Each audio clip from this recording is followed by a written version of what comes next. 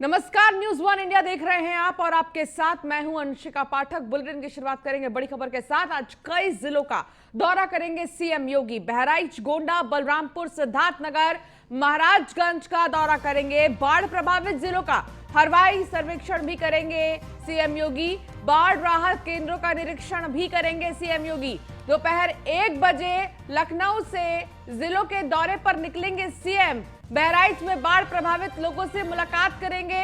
बाढ़ राहत सामग्री वितरण करेंगे सीएम योगी। बाढ़ प्रभावित लोगों से सीएम योगी मुलाकात करेंगे।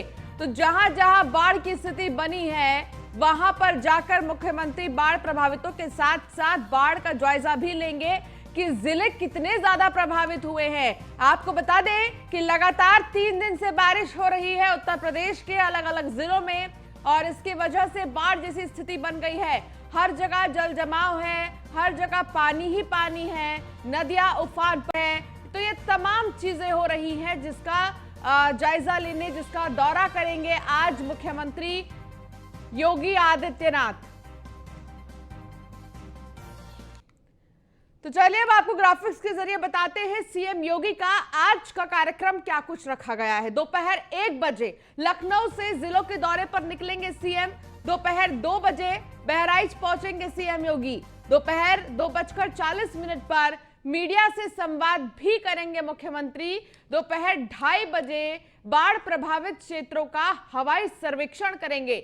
दोपहर 3 बजे बहराइच से गोंडा के लिए रवाना होंगे सीएम योगी। दोपहर 3:30 बजे तरबगंज गोंडा पहुंचेंगे सीएम योगी। दोपहर 3:40 पर बाढ़ राहत केंद्र बरौली गोंडा का दौरा करेंगे। दोपहर 4:15 पर गोंडा में मीडिया से संवाद करेंगे मुख्यमंत्री। शाम 4:30 बजे तरबगंज गोंडा में बाढ़ प्रभावित क्षेत्रों का हवाई सर्वेक्षण करेंगे।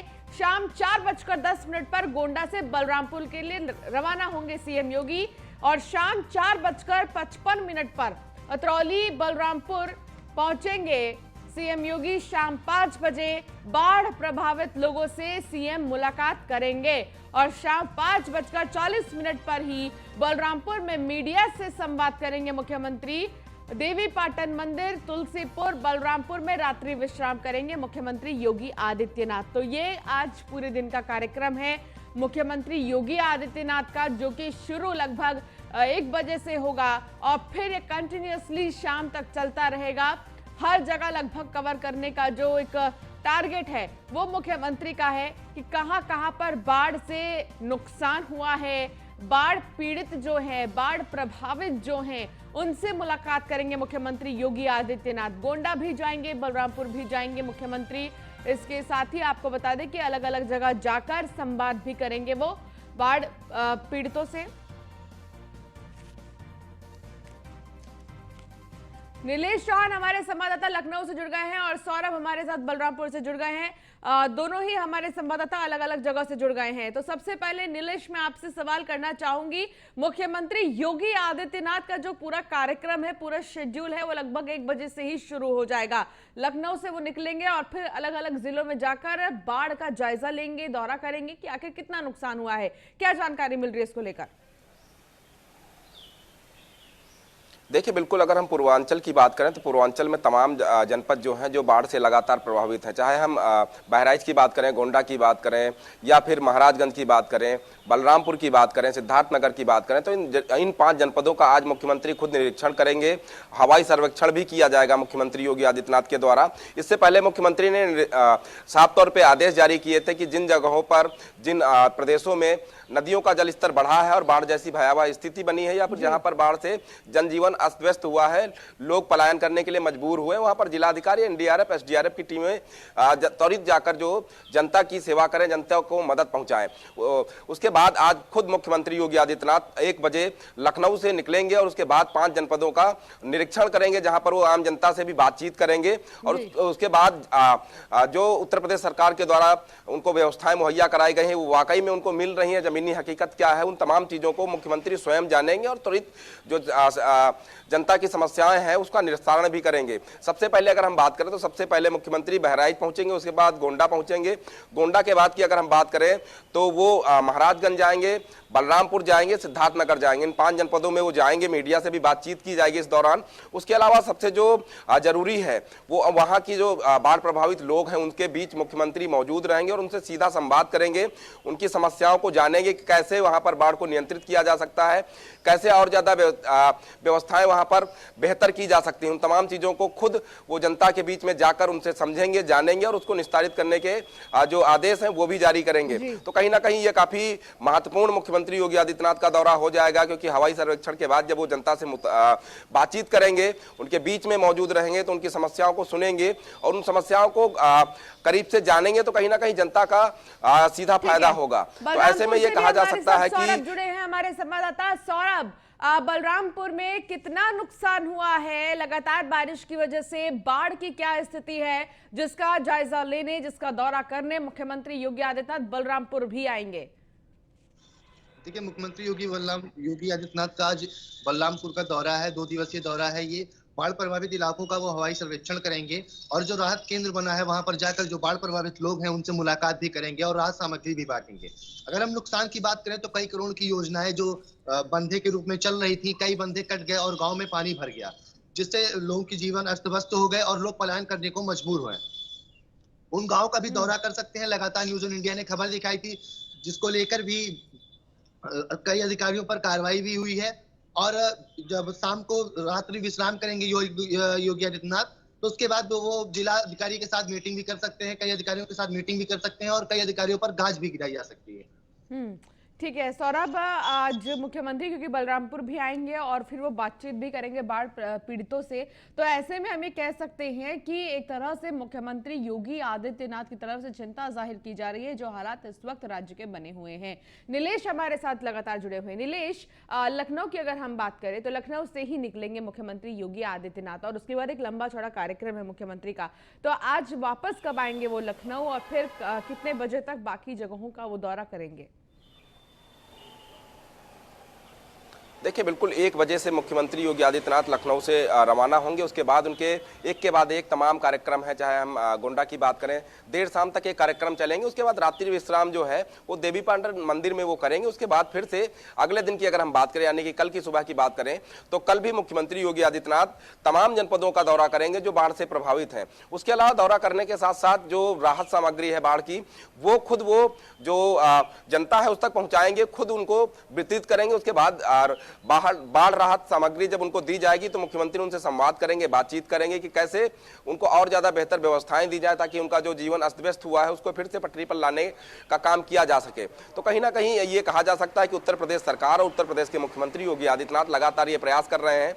जितने भी जनपद में बाढ़ ने कहर मचाया है, जहां पर नदियां अभी भी जो खतरे के निशान से ऊपर बह रही हैं, ऐसे में वहां पर व्यवस्थाओं को दुरुस्त किया जाए, जनता को समस्याएं ना हो, जनता का जीवन अस्त व्यस्त ना हो। उत्तर प्रदेश सरकार उसको लेकर प्रयास कर रही है कि वहां पर व्यवस्थाओं को और ज्यादा दुरुस्त किया जाए। उसके अलावा जहां पर आवश्यकता है, जहां पर बांध बनाने की आवश्यकता है, जहां पर दूसरी चीजों की व्यवस्था। ठीक है नीलेश, हमारे साथ क्योंकि लगातार सौरभ भी जुड़े हैं। सौरभ, बलरामपुर में क्या मुख्यमंत्री मीडिया से बातचीत करेंगे, क्योंकि कुछ जिले ऐसे हैं जहां पर मुख्यमंत्री मीडिया से भी रूबरू होंगे? जी देखिए, वो यहाँ पर 4:50 से पहुंचेंगे और 5:40 तक वो जो बाढ़ से प्रभावित लोग हैं उनसे मुलाकात करेंगे और मीडिया से भी मीडिया का भी प्रेस कॉन्फ्रेंस होगा। उसके बाद फिर वो यहाँ से निकल जाएंगे देवी पाटन मंदिर के लिए, जहाँ पर वो रात्रि विश्राम करेंगे और जनपद के अधिकारी और जो नेतागण हैं उनके साथ बैठक भी कर सकते हैं। उसके बाद फिर दूसरे दिन वो सुबह देवी पाटन मंदिर में पूजा अर्चना करेंगे और गौशाले में जाकर गायों को चारा खिलाएंगे और उसके बाद वहां से रवाना होंगे। ठीक है सौरभ, आप बने रहिए हमारे साथ। बहराइच से विनोद हमारे संवाददाता हमारे साथ जुड़ गए हैं। विनोद, बहराइच भी जाएंगे मुख्यमंत्री योगी आदित्यनाथ और वहां पर भी दौरा करेंगे बाढ़ को लेकर, क्या ताजा जानकारी मिल रही है? बहराइच में कितना नुकसान हुआ है, क्या जानकारी मिल रही है? आज जो दौरा मुख्यमंत्री का शुरू हो रहा है वो बहराइच से ही शुरू हो रहा है। सबसे पहले वे बहराइच के घाघरा नदी से जो पीड़ित क्षेत्र हैं, जो घाघरा नदी बाढ़ लाती है, उस क्षेत्र में ही उनका हेलीकॉप्टर राजी चौराहे पर उतरेगा। वहां बाढ़ की स्थिति का जायजा लेंगे, अधिकारियों से बात करेंगे। यहाँ के क्षेत्र के लोग जो प्रभावित हुए हैं बाढ़ से, उनसे रूबरू होंगे और फिर दूसरे जिलों के लिए रवाना होंगे। चलिए ठीक है विनोद, बहुत शुक्रिया इस तमाम जानकारी के लिए। नरेश आपका भी बहुत शुक्रिया, सौरभ आपका भी बहुत शुक्रिया हमारे साथ जुड़ने के लिए, तमाम जानकारी साझा करने के लिए। चलिए अब आपको ग्राफिक्स के जरिए बताते हैं सीएम योगी का 4 सितंबर का क्या कार्यक्रम है। सुबह 9:15 पर बाढ़ प्रभावित क्षेत्रों का हवाई सर्वेक्षण करेंगे। सुबह 9:30 पर बलरामपुर से सिद्धार्थनगर के लिए वो रवाना होंगे। सुबह 10 बजे बाढ़ राहत केंद्र का दौरा करेंगे सीएम। सुबह 10:05 पर बाढ़ प्रभावित लोगों से मुलाकात करेंगे। सुबह 10:45 पर सिद्धार्थनगर में मीडिया से बातचीत करेंगे, प्रेस कॉन्फ्रेंस करेंगे और सुबह 10:45 पर ही राहत केंद्र का दौरा करेंगे सीएम योगी। सुबह 10:55 पर सिद्धार्थनगर में बाढ़ग्रस्त इलाकों का दौरा करेंगे, हवाई सर्वेक्षण करेंगे। सुबह 11 बजे बाढ़ प्रभावित लोगों से मुलाकात करेंगे सीएम। दोपहर 12 बजे राहत सामग्री का वितरण और प्रेस कॉन्फ्रेंस करेंगे। दोपहर 12:10 पर सिद्धार्थनगर के नौगढ़ बाढ़ प्रभावित इलाकों का हवाई सर्वेक्षण करेंगे। 12:30 बजे सिद्धार्थनगर से महाराजगंज के लिए रवाना होंगे सीएम योगी। दोपहर 12:40 पर महाराजगंज में बाढ़ प्रभावित लोगों से वो मुलाकात करेंगे। दोपहर 1:20 पर महाराजगंज में प्रेस ब्रीफिंग करेंगे सीएम योगी। तो अलग अलग जगहों पर वो प्रेस कॉन्फ्रेंस करेंगे और फिर साथ ही ये बताएंगे कि उन्होंने आखिर अपने हवाई सर्वे में क्या देखा, उन्होंने जो दौरा किया है उन्होंने क्या चीजें देखी हैं और इसके साथ ही वो निर्देश भी जारी कर सकते हैं तमाम अधिकारियों को। मुजफ्फरनगर में 5 सितंबर को किसान महापंचायत है। किसान महापंचायत का डिजिटल नक्शा भी जारी। महापंचायत में 5 लाख किसान हो सकते हैं शामिल। किसान महापंचायत को लेकर तेज हो गई तैयारियां। महापंचायत में 100 मेडिकल कैंप, 50 एम्बुलेंस की सुविधा। कार्यक्रम स्थल से 2 किलोमीटर दूर पार्क किए जाएंगे वाहन। किसानों की सुविधा के लिए मोबाइल एम्बुलेंस भी रहेगी। 4 सितंबर से लंगर और चिकित्सा सेवा शुरू हो जाएगी। बड़े वाहनों के लिए भी पार्किंग की पूरी व्यवस्था रहेगी। किसान महापंचायत में बनेगी आंदोलन की रणनीति। महापंचायत में सुरक्षा को लेकर प्रशासन भी अलर्ट। भारी संख्या में यूपी पुलिस लगाने पर विचार जारी। तो सिक्योरिटी टाइट करने पर विचार किया जा रहा है किसान महापंचायत को देखते हुए, क्योंकि 5 सितंबर को यानी कि कल किसान महापंचायत है और ऐसे में किसानों की तरफ से तो तैयारी पूरी है, लेकिन यहाँ चुनौती सरकार के सामने है कि राज्य की सरकारें कैसे शांति व्यवस्था को बनाए रखने के लिए कितनी सिक्योरिटीज लगाती हैं, क्योंकि भारी संख्या में किसान एकजुट होंगे। लगभग 5 लाख किसान एकजुट होंगे और 5 लाख किसान अगर एक जगह एकजुट होंगे तो उस तरीके की सिक्योरिटी भी होनी जरूरी है। तो इस पर विचार अभी किया जा रहा है। किसान महापंचायत को लेकर तेज हो गई हैं तैयारियां। सचिन जौहरी हमारे संवाददाता हमारे साथ जुड़ गए हैं। सचिन, महापंचायत को लेकर क्या जानकारी मिल रही है? 5 लाख किसान इकट्ठा होंगे, उस लिहाज से सिक्योरिटी भी टाइट रखनी पड़ेगी। जी बिल्कुल, बड़ी एक किसान महापंचायत मुजफ्फरनगर के जीआईसी ग्राउंड में होनी है और भारतीय किसान यूनियन का दावा है कि हिंदुस्तान के इतिहास में आज तक इस तरह की कोई महापंचायत नहीं हुई है और उसी को लेकर बड़ी बड़ी तैयारियां की जा रही है। दिन रात भारतीय किसान यूनियन के दिग्गज जो है लगातार मीटिंग कर रहे हैं और ज्यादा से ज्यादा भीड़ जुटाने का प्रयास कर रहे हैं। इसी को लेकर सुरक्षा व्यवस्था के भी इंतजाम किए जा रहे हैं और लगातार कल भी एडीजी मेरठ जोन राजीव सब्बरवाल यहाँ पर आए थे और पूरा निरीक्षण किया है और कई आईपीएस और कई जो पुराने मुजफ्फरनगर में रह चुके हैं उनकी भी तैनाती मुजफ्फरनगर में की जा रही है। जी लेकिन उनकी रणनीति क्या है किसानों की? महापंचायत के जरिए वो क्या संदेश देना चाहते हैं? देखिए, कल हमारी जो भारतीय किसान यूनियन के राष्ट्रीय अध्यक्ष हैं चौधरी नरेश टिकैत, उनसे भी बात हुई है। उन्होंने कहा है कि जो महापंचायत होनी है उसमें इस बार कुछ बहुत बड़ा निर्णय लिया जाएगा और वो पूरी रणनीति वहीं पर बैठकर तय होगी। पूरा जो संयुक्त किसान मोर्चा है, जो 40 नेता हैं, वो सब वहां पर बैठकर रणनीति बनाएंगे और कुछ बड़ा देखने को मिलेगा। जी चलिए, बहुत शुक्रिया सचिन इस तमाम जानकारी के लिए।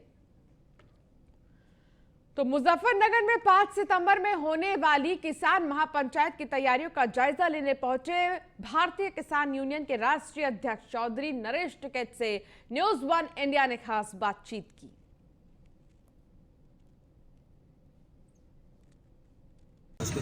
नहीं, तैयारी तो ये जो पूरा ग्राउंड इसमें धूप तो बचने के लिए पूरा ग्राउंड छपा जा रहा।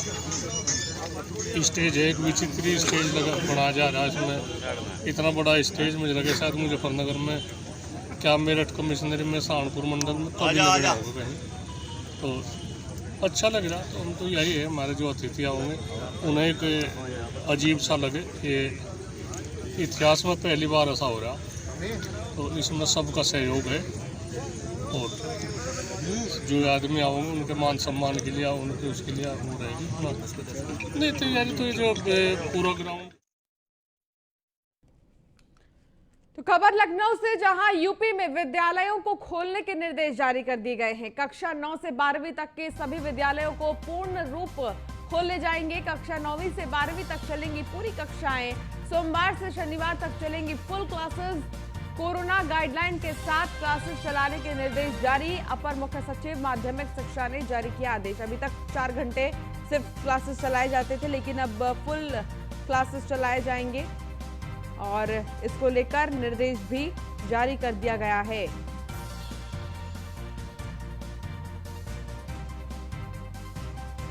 तो आपको बता दें कि यूपी में विद्यालयों को खोलने के निर्देश जारी कर दिए गए हैं। कक्षा 9वीं से 12वीं तक के सभी विद्यालयों को पूर्ण रूप से खोले जाएंगे और पूरी कक्षाएं चलेंगी। 9वीं से 12वीं तक कक्षाएं चलेंगी। सोमवार से शनिवार तक चलेंगी फुल क्लासेस। इससे पहले भी आपको बता दें कि 1 से लेकर 5वीं तक के कक्षाओं को स्कूल आने की अनुमति दे दी गई थी, लेकिन एनओसी के साथ। एसके वाजपेयी हमारे संवाददाता हमारे साथ जुड़ गए हैं। एसके वाजपेयी, यूपी में विद्यालयों को खोलने की अनुमति दे दी गई है, लेकिन 9 से 12 तक के सभी जो क्लासेस हैं उन्हें फुल टाइम अब पढ़ाया जाएगा। इससे पहले सिर्फ 4 घंटे की शिफ्ट हो रही थी।